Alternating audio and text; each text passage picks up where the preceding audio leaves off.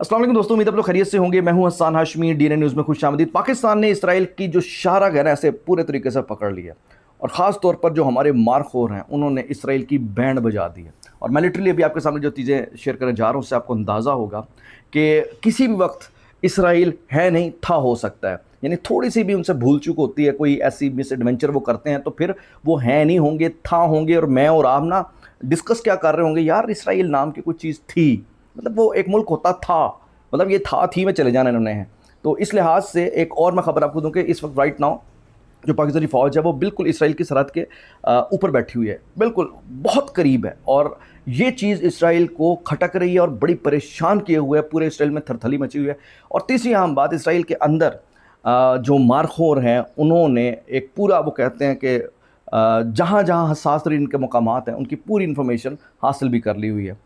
और नेतन्याहू की अंदरूनी पोजीशन ये है कि वो किसी वक्त गिरफ्तार हो सकता है, क्योंकि उसकी करप्शन केसेस जो पिछले कई सालों से चल रहे हैं, 98th पेशी जो हुई है वो कहा जा रहा है कि वो उसके लिए बड़ी घातक हो सकती है। वन बाय वन तमाम चीज़ें मैं पसंद रखता हूँ, लेकिन ये सारी बातें वो कहते हैं कि दो आतशा हो जाती हैं जब एक इंटरनेशनल सहाफ़ी की जानिब से खबर दी जाती है और दावा ये किया जाता है कि जनाब नेतन्याहू हाफिज़ फील्ड मार्शल को और वज़ीर-ए-आज़म पाकिस्तान को पिछले दिनों रस्ते से हटाने के लिए, उनका पत्ता साफ करने के लिए प्लान कर रहा था। और वो प्लान जो है फिर आईएसआई के हाथ लगा। आईएसआई हाथ कैसे लगा, इस सिलसिले में उसने पूरी तफसील बयान की है और मैं आपको अभी उसकी वीडियो भी दिखाता हूँ। लेकिन ज़रा मैं आपको थोड़ा सा पहले बता दूँ कि बेसिकली इस वक्त की सिचुएशन में ये बात जो दावा की जा रही है उसमें किसी हद तक हम कह सकते हैं कि नेचुरली अगर देखा जाए तो सदाकत हो भी सकती है, क्योंकि इस वक्त राइट नाउ इसराइल का जो बेड़ा गर्क किया है वो किसने किया है। इसराइल जो इस वक्त हम देखें एक आलमी गुंडा है और उसका बड़ा इन्फ्लुएंस अमेरिका पे है और पूरी दुनिया में वो अपनी धौंस धांधली से चल रहा था। और गज़ा के अंदर जो उसने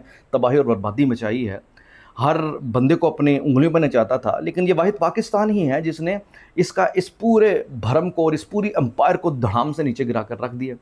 अब डेफिनेटली वो बैठ के सोच तो रहा ही है। आपको याद होगा जब ईरानी वफ्द पाकिस्तान आ रहा था और पाकिस्तान के तैयारे उन्हें लेने गए थे, तो उस वक्त भी ये खबर आई थी कि जनाब ईरान की जो क़यादत पाकिस्तान पहुंच रही होगी तो रस्ते में हवा में कोई नामालूम मुकाम से मिसाइल आएगा और वो फ़िज़ा में जहाज़ को क्रैश कर देगा। और उस वक्त भी पाकिस्तान ने कहा था कि अगर कोई इस किस्म का काम हुआ तो फिर इसराइल को बहुत बड़ी कीमत चुकानी पड़ेगी। तो फिर वो खैर ऑफिस से हुआ और पाकिस्तानी शेरों ने जिस तरीके से एक बुनियादी मरसूस कायम की, उसको पाट करने के लिए, उसको छेड़ने के लिए जुर्रत नहीं कर सका। उसके बाद अब देखिए कि जिनेवा के अंदर पाकिस्तान की सालसी में ईरान अमेरिका मुज़ाकरात होते हैं। तो ये वो लम्हा था जिसके बारे में नेचुरली हम सोच सकते हैं, कह सकते हैं कि कोई भी जो दुश्मन है ना वो बेवकूफ़ाना सोच रख सकता है, ऐसे मुकाम तक जा सकता है जिसमें उससे ऐसी गलती सरजद हो जाए जो इंसानी अक्ल में नहीं आती या हिकमत के मुतकाज़ी नहीं है। तो ऐसे में ये मुमकिन है कि भाई हम एक उससे जान ही छुड़ा लें, भाई किसी तरह जान ही छुड़ा लें ना, जो हमारी बर्बादी का ज़िम्मेदार है। यानी हाफिज़ फील्ड मार्शल इसराइल की बर्बादी का ज़िम्मेदार है ना, तो हाफिज़ फील्ड मार्शल हट गया तो सारा मामला ठीक हो जाएगा। तो मकसद यहाँ पर यह है कि जो इस वक्त इंटरनेशनल सहाफ़ी ने यह बात की है कि इनका प्लान था इसराइल का, नेतन्याहू का, कि हाफिज़ को और शहबाज शरीफ साहब को जब वो जिनेवा आ रहे होंगे तो रास्ते में कहीं हिट कर देंगे तो एक तूफ़ान आएगा, उसके बाद थम जाएगा, हमारा रास्ता क्लियर हो जाएगा। लेकिन वो जो कॉल थी वो इंटरसेप्ट हो जाती है और जब कॉल इंटरसेप्ट होती है तो उस कॉल के इंटरसेप्ट होने के बाद उसे डिकोड किया जाता है। जब डिकोड किया जाता है तो ये प्लान सामने आता है और उसके बाद फिर इसराइल को कहा जाता है कि भाई ये तुम्हारी पोजीशन है, ये तुम्हारी लोकेशन है, ये तुम्हारा नेतन्याहू बैठा है, ये तुम्हारे हसास ऑफिसर्स बैठे हैं, तो हमें तो टाइम लगना ही नहीं है, दुनिया के नक्शे से इसराइल ख़त्म हो जाएगा। मतलब ये एक कोई रियासत है, ख़त्म शुद्ध कहानी, मुकम्मल तौर पर वाइप आउट कर देंगे अगर ऐसा सोचा भी।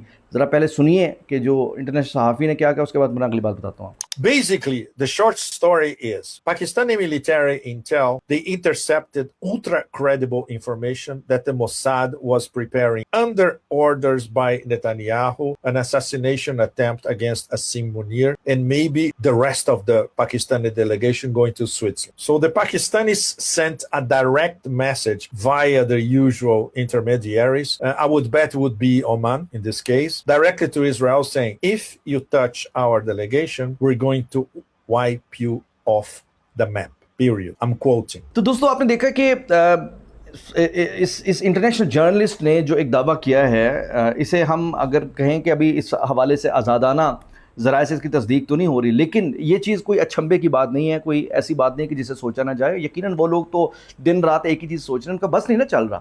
اب میں آپ کو ذرا بتاؤں کہ اس وقت رائٹ ناؤ پاکستان نے اسرائیل کو لے کر جس طریقے سے کہتے ہیں سنگی کوٹ کے رکھنا ہے، وہ آپ ذرا غور کیجئے کہ آپریشنل ہے پاکستان اس وقت سعودی عرب کے اندر، اور سعودی عرب سے اسرائیل کا جو رستہ ہے، مطلب کہہ لیں کہ ہمارے چند کلومیٹر یا چند 100 کلومیٹر کا فاصلہ ہوگا، تو پاکستان سے 3-4 ہزار کلومیٹر کا ہم نے میزائل تو نہیں کرنا نا، وہاں ہمارا پورا ایک سسٹم موجود ہے جس میں تمام جدید ترین میزائلز اور تمام ہتھیار ادھر موجود ہیں، ہمارے جوان ادھر موجود ہیں، ہمارا آپریٹنگ سسٹم ادھر موجود ہے، ہمارا ٹیکنیکل سسٹم ادھر موجود ہے، ہمارا جاسوسی کا نظام ادھر موجود ہے. تو انہیں تو معلوم ہے اس بارے میں کہ اس وقت رائٹ ناؤ اسرائیل کے اندر ان تمام مقامات پر پاکستان گھسا ہوا ہے، پوری نگاہ رکھ کے بیٹھا ہوا ہے، ان کے سسٹمز کو ہیک کر رہا ہے، پوری ان کی موومنٹ انہیں پتہ ہے.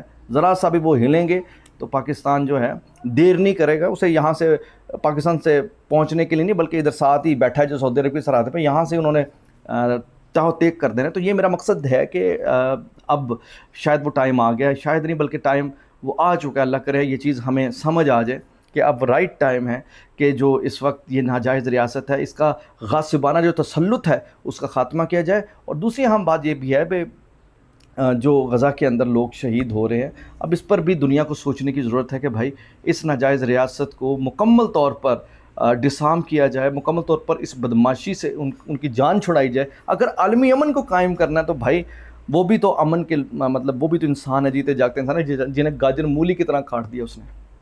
تو اس ساری صورتحال میں ابھی یہ معاملہ چل رہے ہیں، اور ونس اگین پوری کوشش کی جا رہی کسی طریقے سے امن کے یہ مذاکرات جو ہے ناکام ہوں، کیونکہ ابھی پہلی بیٹھک ہو چکی، دستخط ہو چکے ہیں، لیکن ابھی یہ سلسلے چلنے ہیں، ابھی میٹنگز کا سلسلہ جاری رہنا ہے دونوں ممالک کے درمیان.